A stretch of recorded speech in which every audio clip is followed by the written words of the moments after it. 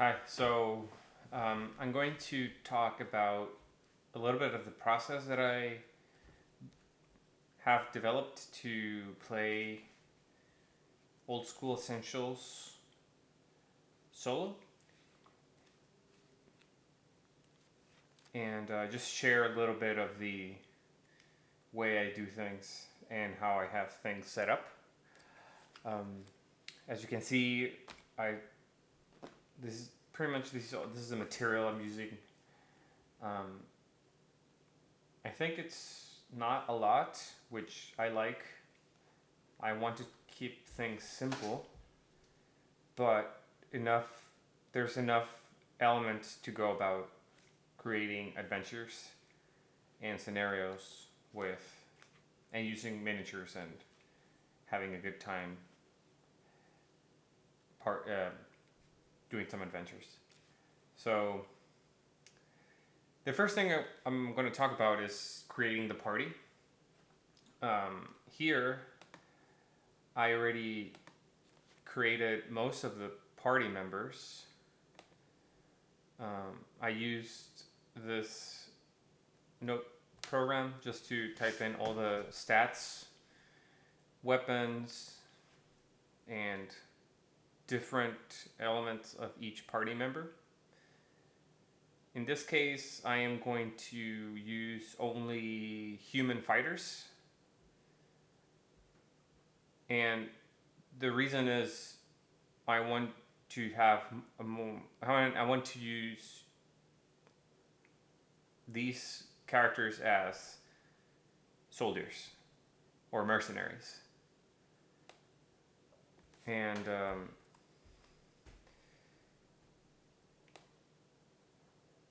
And just have all of these characters fight and battle different monsters and other creatures.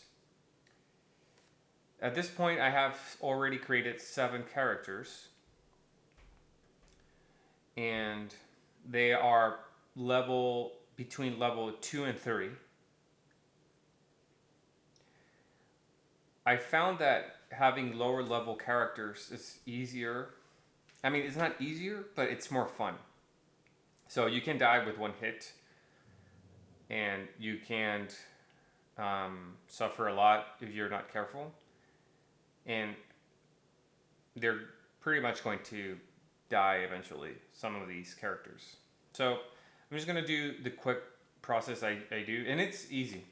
So I do use the generator.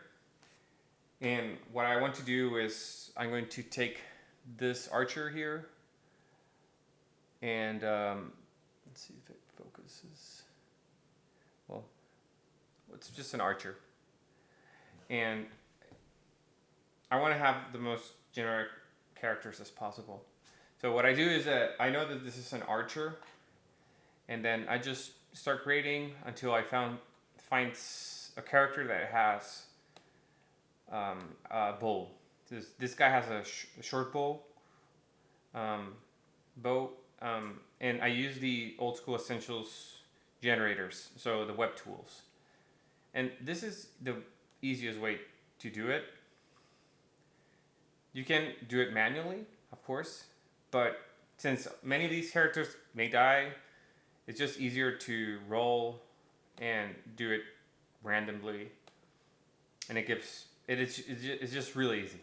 So I just keep searching for a character that fits the description of this miniature. So short swords, and I'm just looking for the weapon. I'm just looking for a weapon. A bow or longbow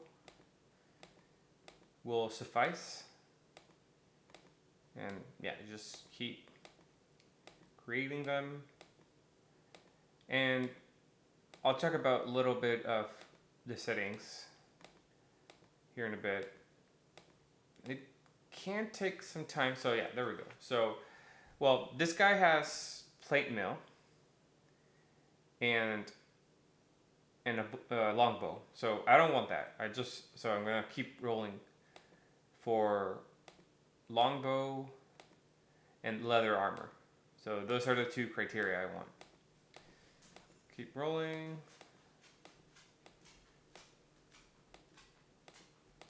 Longbow, come on. Longbow, plate mail. Okay, no, again. So we'll keep rolling. So sometimes it takes a little bit. It's not, I don't know why, but if you're really specific, it might take a little bit, but still it's just easy just to click the create button and then just get your character. Short bow, plate mail, no. Let's see, come on. Longbow, plate mail again, okay. So what I'm gonna do is just take this character and then I'll just change the stats. So what you do is just copy and then I'll go to my note here and then paste everything. So since I don't want the plate mail, I'm just gonna copy the armor class of another character and paste it. So yeah, so it's armor class 5 or 14 for ascending, leather armor, and then 7 hit points, level 2 longbow, and that's pretty much all you need. The rest of the things, all the stats, the saves, and abilities, you can use them, of course, but for this type of setting, you only need that. So with that, my party is complete. So I created 8 characters. So I'm gonna showcase them a little bit.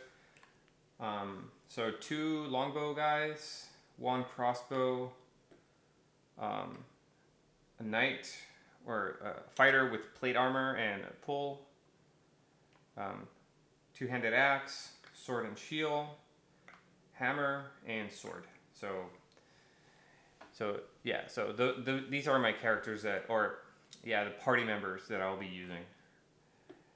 And everything is in my notes. So you can you can create them manually, but that way it's just easier to manage, I think. So I'm gonna save this. And then the settings for creating the character, what I did was that I did basic, and then I just selected a fighter in the class, level 2, and that's it. And it is technically an NPC. You can create an NPC by class and level, which that's what I did. But yeah, I mean it's just easier this way to create a character and then just specify the level and the class, and then that's it. Okay. So the first thing is that creating your party. So just go create your party. Then you want to create a map. So you can the previous video I talked about using the it was the Hexcrawl Adventures document for basic fantasy, and this document helps you create the map. So you explore the map as you go about. But in this case, what I did is that I went to a website, and there's plenty online, and then you can create maps, random maps. So I just created a map, and it just has one single legend. The rest are name. They don't have name, and then the points of interest. And what I did is that I added numbers to the grid. And then yeah, that's it. So I can't do a video about how to create the map, but you can make your own in anywhere form. And I did this map like this. I just used the website and then went about it and created it. And what I did is I printed out the map and I pasted it on my notebook. And yeah, so I already had, with this, it's really practical. And you have your world already created here. So the idea is that you want to have this just to have a way to move about the world and use the rules and old school essentials. So you use the exploration rules.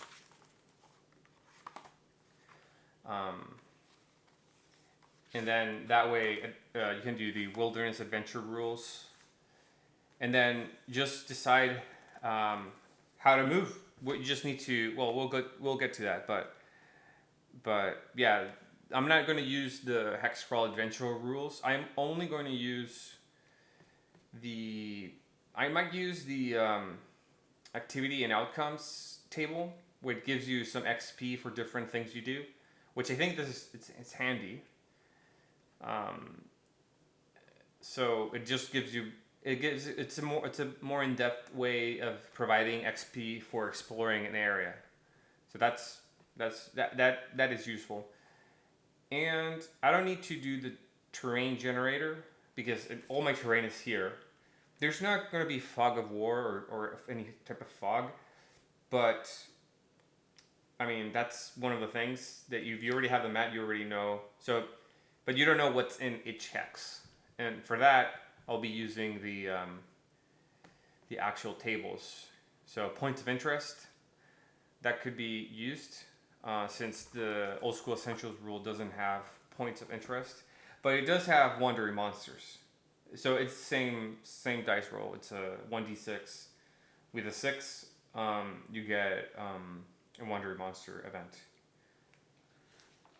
So yeah, that's kind of like the map aspect.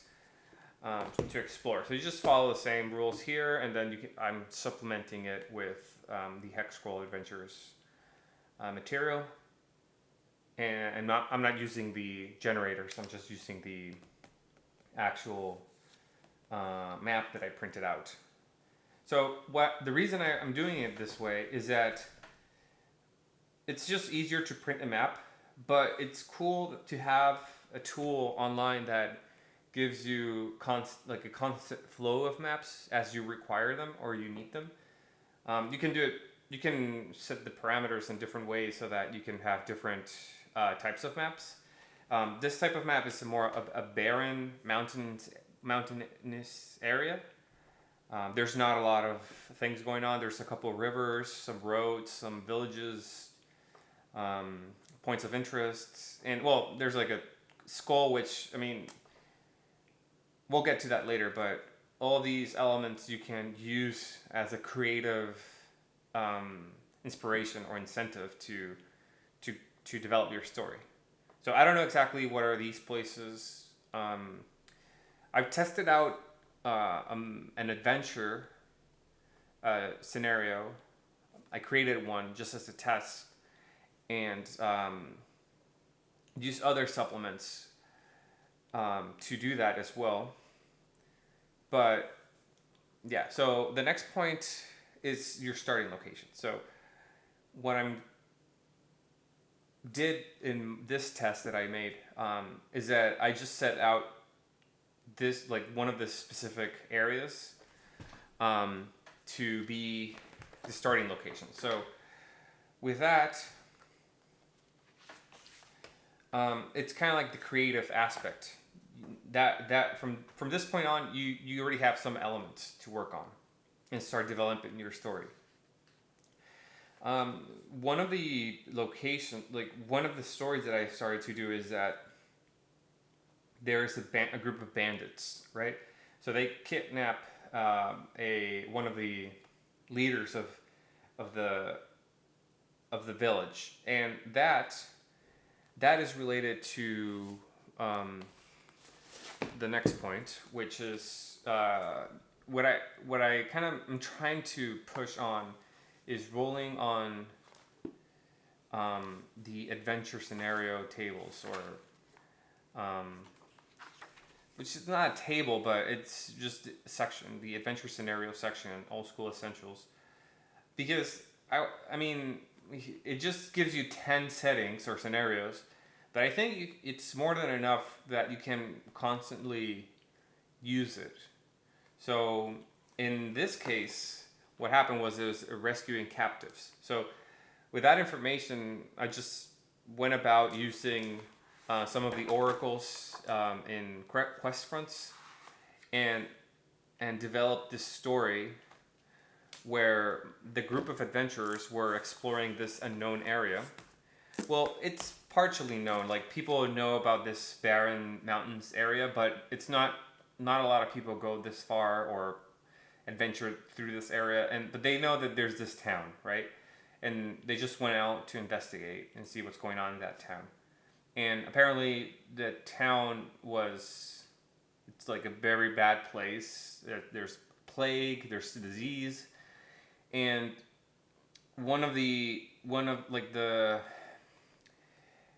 so it was the assistant or apprentice of a knight came to and approached the party, and because he has a good way of talking and he's a good storyteller, he convinced the party to investigate the kidnapping of this knight.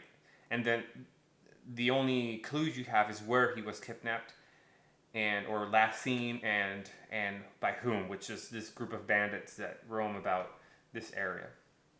So I'm not going to go through the whole process. I'm just going to talk about the end result. But essentially, I use the referee's tome. I used a little bit of the quest fronts oracles, and that's it. You can just create that's the creative aspect of this setting. So you want to create a setting, pretty much. And then with that, you kind of define your objective. So in this case, what I'm going to do is just that. We can start exploring the map using all these tools. And then what happens is that as you explore, you take decisions, and essentially you're just calculating distances and rolling a number of times to get to your destination, to see if you see wandering monsters or points of interest. And then once you're there, you have your setting already. So that calculation you can do in a single, in a single moment. You can count the amount of hexes, or you can go hex by hex and then roll, and trace out a route you want to take. And it's just a mechanical aspect. You just do it mechanically. You check the time it'll take you to travel, and then you roll for wandering monsters, and then you can get some additional encounters, or points of interest. Okay, so for now, that's what I'm going to stop it there, and it's just a quick video to show this setting. So I'm just going to recap. So what I did is create the party. So yes, it's 8 guys, mercenaries, soldiers, fighters, whatever. It's just a band of warriors and fighters that, they're trying to explore, get into trouble, get some treasure and whatnot. There's no actual backstory to my characters. There's just like a mercenary party. Create the map. So I like this tool. The maps are pretty easy to create. I think people, if they see the map, I don't remember the website, but they'll probably recognize it. And it's really practical. I'll share links as people are interested in the information. I'll just share the links as well in the video. And then I just cut it out. This is the first time I've done this. I like the fact that I can print it out, cut it out, and then from here I can start jumping from one point to another, doing some rolls, checking if there's some counters, if there's any other points of interest, and then just supplement that hex exploration with the hex scroll adventure supplement for basic fantasy. And then, the map is that, and then with the help of the map, you can create the adventure or the setting. So yeah, using quest fronts, using the referee's tome. I don't want to like the important thing is just to keep it simple. Don't do too much. You know, just create a simple setting. Some reasoning behind the things. You want to have a goal, maybe have some motives, but just try to keep it simple. If there's a villain, there's some conflict. So a lot of people talk about this online. They talk about conflict, villains, motives. So it's just basically apply that in a creative way, just so that you have enough to create a setting and have some motivation why you want to do things in your world you're creating. And then that's it. I mean, after that, it's kind of mechanical. You go and then you roll, you explore, you calculate distances. If you want to calculate resources, you can do that. And then at some point, you want to have a combat and resolution, right? So that's what I want to achieve with this. So I'll do some calculations here, and then just trace a route as I go to my destination. Then I can create my scenario with my miniatures, my combat scenario. Have some tactical situation where miniatures get into a fight, get some rewards maybe for experience, and have a resolution, right? So we might find the prisoner in this case, or the captive, or just maybe I don't know. That's kind of like it goes in hand with the application of some oracles and some additional tables to give some momentum to the story. So yeah, so I think that's it. I'll follow up with the story. So yeah, the story, just to finish up, will be to explore this area, move to a specific location, find the bandits and try to rescue the knight that's been kidnapped, and see what happens from there. So yeah, if you have questions, just let me know. I'll probably post like a next video for giving some continuation to the story. And yeah, thanks for watching.